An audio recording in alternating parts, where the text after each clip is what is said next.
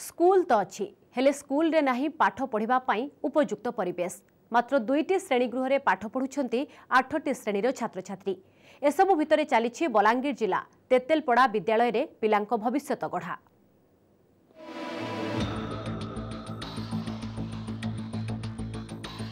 School बारंडारे चलीछि पाठ पढ़ा वर्षा है कि खरा वर्ष तमाम एभली अवस्था पाठ पढ़ुछंती छात्र छात्री।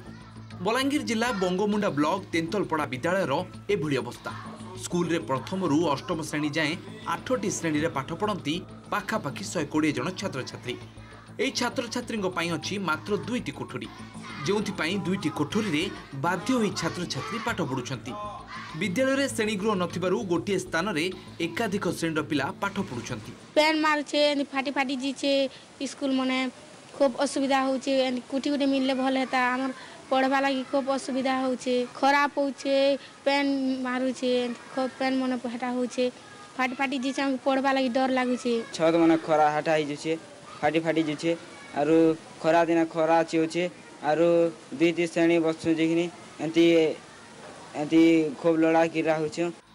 दीर्घ 1 वर्ष अब विद्यालय रे नुआ कोठाघर निर्माण चलछि जहा एपर्यंत शेष होई पारिनी। सेबड़े विद्यालय रे लागि रहितबा समस्यार समाधान पई बारंबार दाबी करि आछंती स्थानीय लोके हेले प्रशासन एथि प्रति कर्णपात कर नथिबा अभियोग होईछि। अकाउंट रे बर्तन पैसा अछि तबे आमे शीघ्र बाहर करी कि मरामती करिवो प्रधान शिक्षक भेटी तार कार्य कम समाप्ति करिया में चेष्टा करिवो। हमर आरएमजी ग्रांट अछि आरएमजी ग्रांट रो ताको रिपेयरिंग करिया में चेष्टा करिवो। कंटेबांजीरो सुरदास बाग को रिपोर्ट ओटीवी।